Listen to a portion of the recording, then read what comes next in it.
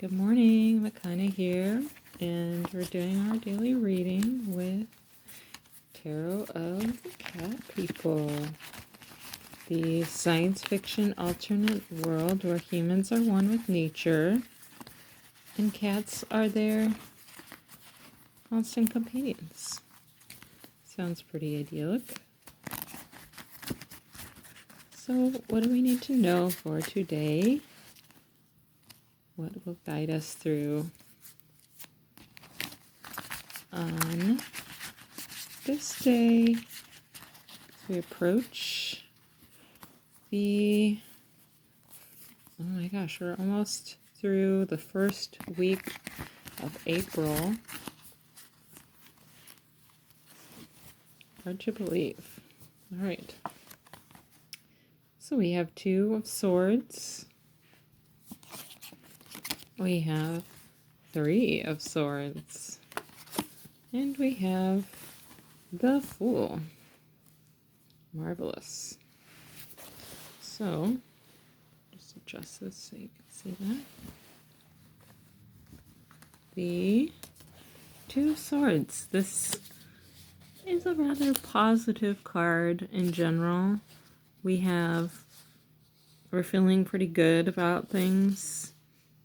As far as what we know about ourselves. We're gaining some confidence, and we're starting to realize that we don't have to please everyone all the time, and we don't have to be super aggressive to get what we want. We actually have abundance in many ways, maybe not in all the ways, but there is some sense of just gaining ground and a sense of, well, maybe other people may oppose us, they're not stronger than us, and we can actually stand in our own belief system. We can gain agreement, or at least reach a stalemate. And sometimes compromise means nobody exactly gets what they want. And there's also a sense of affection. You can see that with the cat gazing up at him. I actually think this cat is actually looking up with a little bit of reproach. Like, hey there, dude. Don't get too cocky. So, in feeling good about ourselves, we don't want to undermine our self-confidence. We do want to hold on to what is really important and not get overly wrapped up in our own bravado, appearance, likableness. Like there's more than that. Like basing our confidence on things that are flimsy, like such as like outside approval, is not going to be positive today. But basing it in what we have firmly in our grasp and what we're standing on, like the solid ground that we stand on. So just like holding your center in a way that is like asking yourself, well, don't I have really good friends who appreciate me? Even if I don't have many, maybe I have one or two, and maybe that's enough. And don't I have really appreciative family who like when I show up for them, and who for the most part approve of me? Maybe not in all the ways I'd like, and maybe I don't need their approval, but maybe I also do, because that's human nature. So he's really wanting that approval, but he's also like has a sense of like, I approve of myself today. And so Kitty's just like, hold on to your center. that's her little message. And here we have Three of Swords. And this has been a card that came up in a reading of another tarot guru I've been watching recently, and in his interpretation the card was really about opposition, being at odds with one another, but also like at the same time support. And I kind of like the sense of like, yeah, they've got each other's back. They may not always see eye to eye, and there may be some sense of a divide, and there may even be a sense of like sharing something that maybe one of them ultimately wants Like there's this like one sword on the bottom of the throne, and I kind of interpret this as like they have just sort of changed position. Like there was maybe someone else on this throne with the sword that is now gone. Maybe they have left and move on. Maybe they were sort of usurped. And these swords also have a bit of a reddish tinge to them. So it's like, did these to join forces to betray someone to take their place? So I take this as criticism, as like when we're wanting someone else's position, we're not realizing that we're not coming from a place of honesty necessarily with ourselves. Like instead of looking in a mirror, like seeing how someone else's actions we might find offensive or betraying, we might be only looking at what we're not getting and frustrated by that. So instead of focusing on what you're not getting or what is just like this act that you've just done, like this like sword that's being held up, like instead of focusing on your mistakes and your, like if you're not able to look at your own shadow and heal it, it can be really painful. So going in with a sense of like honesty, clarity, humility, compassion, and willingness to look at where can I actually grow and heal, and what vulnerabilities in others can I embrace as like what am I, whatever I'm shunning or like trying to gain ground over or trying to belittle in someone else is ultimately just something that I need to heal and embrace with compassion in myself. So rather than focusing on what is lack and where things maybe have gone awry, try to look at the mirror, even if it's unpleasant in the moment. Like if you're just like struggling with like maybe something hasn't gone your way, there's something that's bothering you, eating you up today, and some position that you're wanting that you feel like you're not getting the spotlight, you're having to share it, you don't care for that. So making sure that you acknowledge that it doesn't all have to be about you today.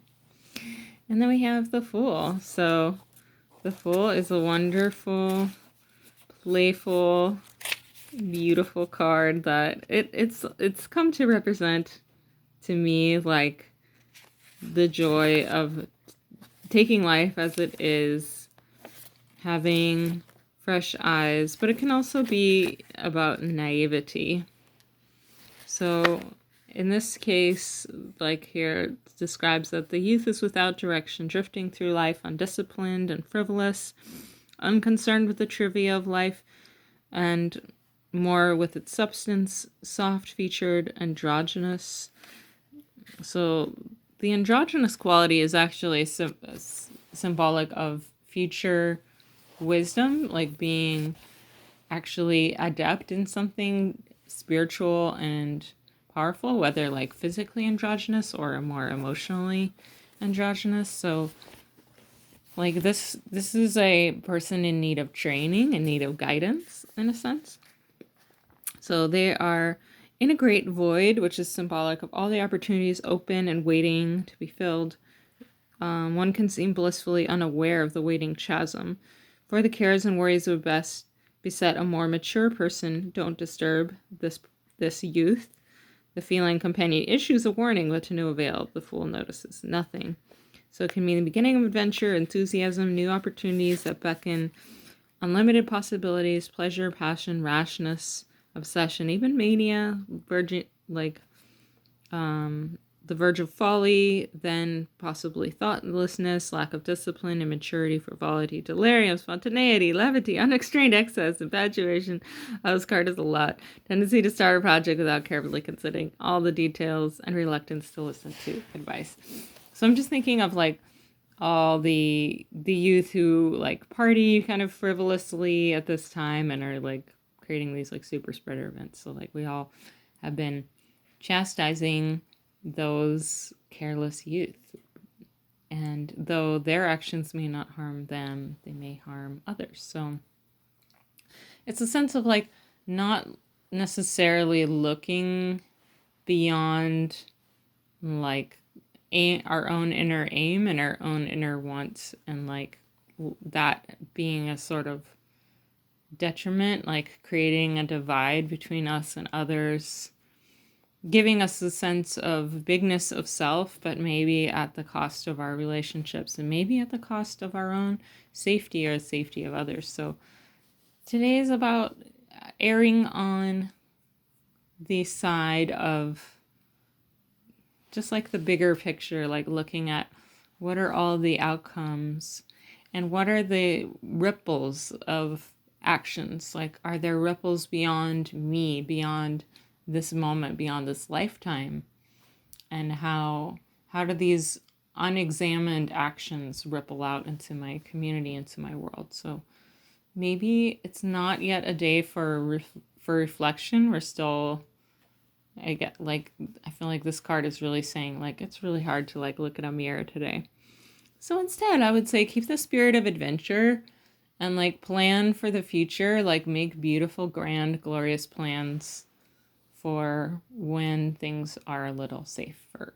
And look at this cute little pom-pom on the toe. Oh my God, I love this.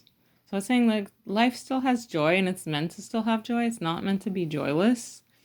So like what can we hold on to that is like beautiful and joyful now? And what warnings would we rather not hear are gnawing at us? Like is that our intuition, our higher self? Is that our community? And how can we compromise between like needing to go our own way and set out to be the determiner of our own destiny and be someone who can listen and hear and not just be oppositional and not just be solely focused on our own aims and virtues or desires? Or really, I think all of this is coming from a place of like, there's more to fill your cup than what you are currently after. So thinking about what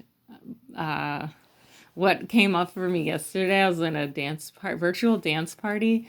Oh my gosh, this is so much fun. And hello to my dance party attendee who is listening. So much love. We played Vogue, and the lyric "Beauty's where you find it" I think really was like feeling nice in my heart today. Something Madonna says many times in the song, "Beauty's where you find it, beauty's where you find it." So just like let that be your mantra today, and like appreciate and savor all the little beauties, and know that life is meant to be lived, and also cautions are meant to fill us with a sense of the importance of all of our lives being connected. So the importance of observing the wisdom of things like the wisdom of Chief Seattle saying that like the water and the air and the birds and our lives, like they're all connected. So like what we're not paying attention to are these like little subtle connections, and they're beautiful when they're nurtured and cared for and tended. So I leave you with that. Today's message. Have a wonderful, nurtured, beautiful day. Ciao.